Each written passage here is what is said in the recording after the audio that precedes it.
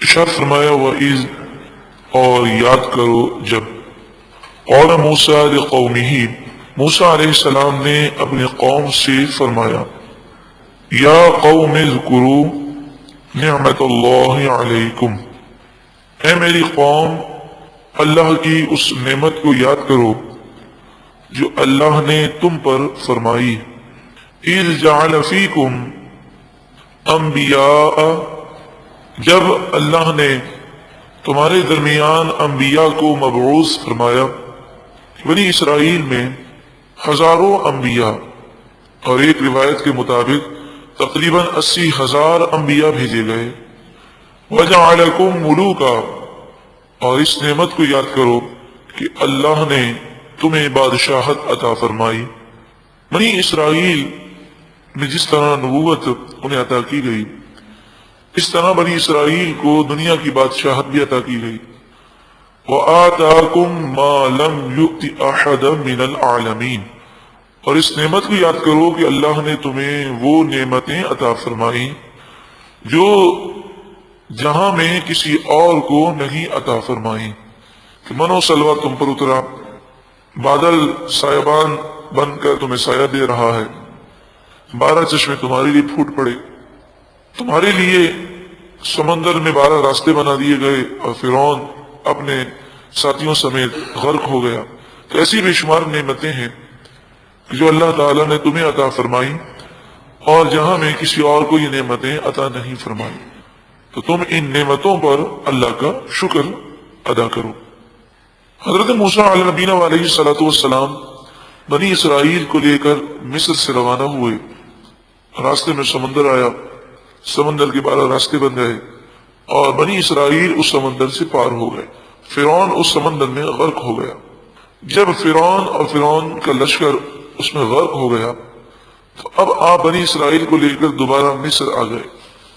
اب مصر میں بنی اسرائیل کی حکومت ہو گئی، فرعون کی جو چیزیں بچ گئی تھیں ان چیزوں کے بنی اسرائیل مالک ہو گئے، لیکن اصل میں بنی اسرائیل کا مسکن مصر نہیں ہے، اصل میں ان کا وطن شام فلسطین کی سرزمین ہے، بیت المقدس کی سرزمین ہے۔ حضرت ابراہیم علیہ السلام، حضرت اسحاق علیہ السلام، حضرت یعقوب علیہ السلام کا یہ مسکن رہا ہے، اور یعقوب علیہ السلام اپنی اولاد کو لے کر مصر آئے تھے جب حضرت یوسف علیہ السلام مصر کے بادشاہ بنے، اور پھر یہ حضرت یعقوب علیہ السلام کی اولاد مصر میں آباد ہوئی اور 400 سال گزر گئے۔ اب دوبارہ حضرت موسیٰ علیہ السلام نے اس قوم سے کہا کہ تمہارا اپنا جو اصل وطن ہے وہ شام فلسطین کی سرزمین ہے، وہاں تمہیں جانا ہے، وہ بڑی بابرکت سرزمین ہے، اس سرزمین پر اس وقت کافروں کا قبضہ ہے، تمہیں ان سے جہاد کرنا ہے اور پھر اس سرزمین میں داخل ہو جانا ہے۔ حضرت موسیٰ علیہ السلام نے یہ وعدہ فرمایا کہ جہاد ہوگا، مقابلہ ہوگا، مگر یہ تم سمجھ لو کہ فتح ہمیں ہی ہوگی۔ فتح کا اپنے وعدہ بھی فرما لیا، ارشاد فرمایا یا قوم ادخلوا الارض المقدسۃ التي كتب اللہ لکم، آپ نے فرمایا اے میری قوم داخل ہو جاؤ اس زمین مقدس میں جس کی فتح اللہ نے تمہارے لیے لکھ دی ہے۔ وَلَا تَرْتَدُّوا عَلَىٰ أَدْبَارِكُمْ، تم پیٹھ پھیر کر نہ پلٹ جانا، فَتَنْقَلِبُوا خَاسِرِينَ، ورنہ تم نقصان اٹھانے والے ہو جاؤ گے، یعنی جہاد سے منہ مت موڑنا۔ حضرت موسیٰ علیہ نبینا علیہ السلام لشکر لے کر شام فلسطین کے قریب پہنچے تو جو قوم کے 12 سردار تھے، یہ قوم 6 لاکھ افراد پر مشتمل تھی اور اس کے 12 قبیلے تھے اور ہر قبیلے کا سردار الگ تھا۔ تو حضرت موسیٰ علیہ نبینا علیہ السلام نے 12 سرداروں کو اس بستی میں بھیجا اور فرمایا جا کر وہاں کے حالات دیکھو، کافروں کی فوجی طاقت دیکھو، ان کی تیاریوں کو دیکھو اور ان کی کمزوریوں کو دیکھو، لیکن آپ نے ان سے یہ وعدہ لیا تھا کہ تم حالات صرف مجھے بتاؤ گے، اپنی قوم کو نہیں بتاؤ گے، تاکہ قوم بزدل نہ بن جائے، ان کے حوصلے پست نہ ہو جائیں۔ ابھی 12 سردار گئے اور وہاں دیکھ کر آئے، انہوں نے کیا کیا کہ اس قوم کو بڑھا چڑھا کر اپنے بنی اسرائیلی لوگوں کے سامنے پیش کیا، یہ بڑے لمبے چوڑے ہیں، بڑی طاقت ہے، ان کے پاس تو ایسا اسلحہ ہے کہ جب یہ میدان جنگ میں آتے ہیں تو سر سے لے کر پاؤں تک آنکھ کے علاوہ کوئی چیز نظر ہی نہیں آتی، سارا جسم لوہے میں غرق ہوتا ہے۔ ایسے طاقتور لوگ ہیں، بہت جدید اسلحہ ہے، ہم ان کا مقابلہ نہیں کر سکتے۔ اس طرح کی باتیں انہوں نے قوم کے دل میں ڈال دی۔ جب قوم کے بڑے ڈرپوک ہو جائیں، بزدل ہو جائیں، تو قوم بھی بزدل ہو جاتی۔ تو جب یہ قوم کے سردار نے بزدلی کا مظاہرہ کیا تو قوم بزدل بن گئی، سوائے دو سرداروں کے، حضرت یوشع بن نون اور حضرت کالب بن یوقنا۔ یہ دو سردار تھے جنہوں نے قوم کو حالات نہ بتائے، باقی سب نے بتا دیا۔ تو قوم نے کہا قالوا یا موسیٰ، قوم بولی اے موسیٰ، ان فیہا قوما جبارین، بے شک اس فلسطین کی سرزمین میں قوم جبارین ہے، بڑے خطرناک لوگ ہیں،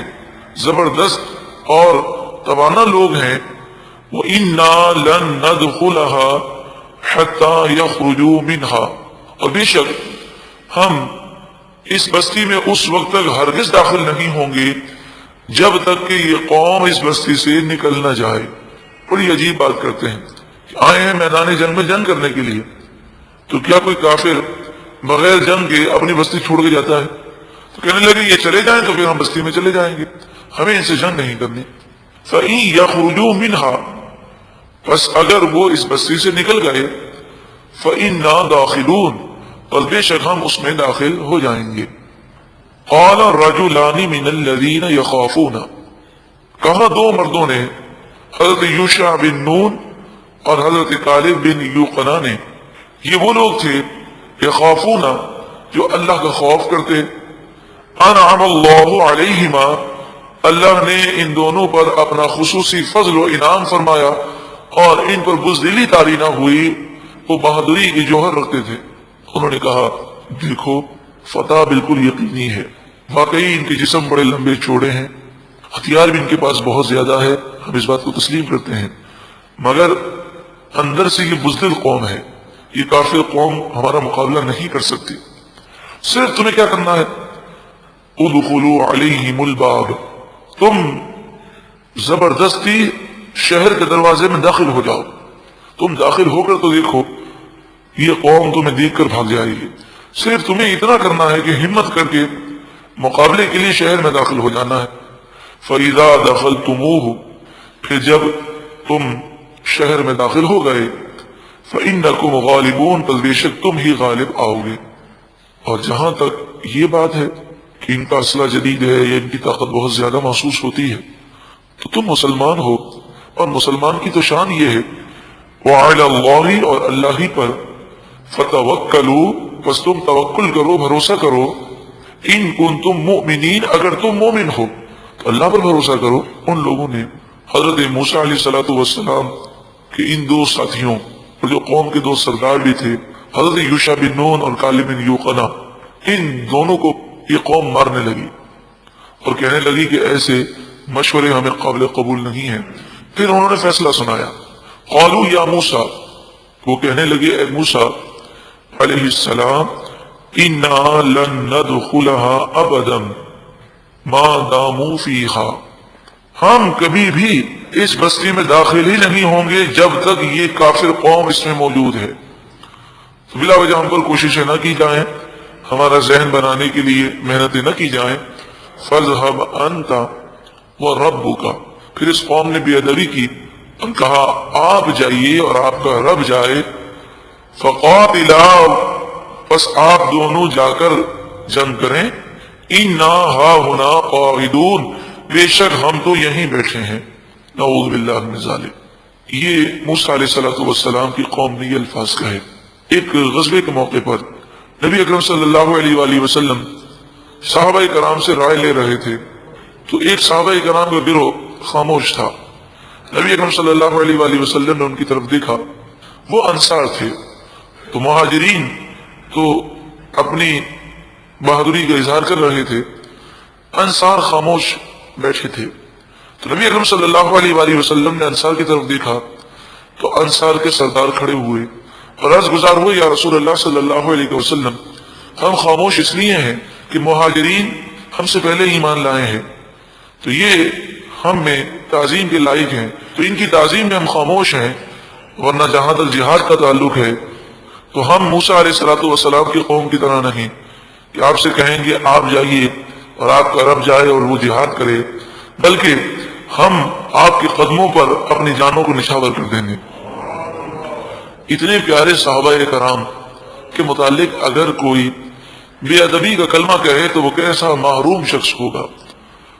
قال، حضرت موسیٰ علیہ السلام نے عرض کی، ربی، اے میرے رب، انی لا املک الا نفسی و اخی، بے شک میں صرف اپنی جان کا مالک ہوں اور اپنے بھائی کا مالک ہوں، میں خود جہاد کر سکتا ہوں، میرا بھائی میرے ساتھ جہاد کے لیے جا سکتا ہے، مگر یہ سرکش قوم ہے، یہ جہاد کو تیار نہیں۔ فافرق بیننا و بین القوم الفاسقین، بس ہمارے اور اس نافرمان قوم کے درمیان تو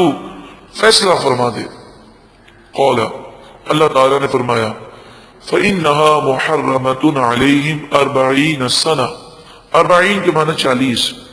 ارشاد فرمایا کہ پس بے شک یہ بیت المقدس کی سرزمین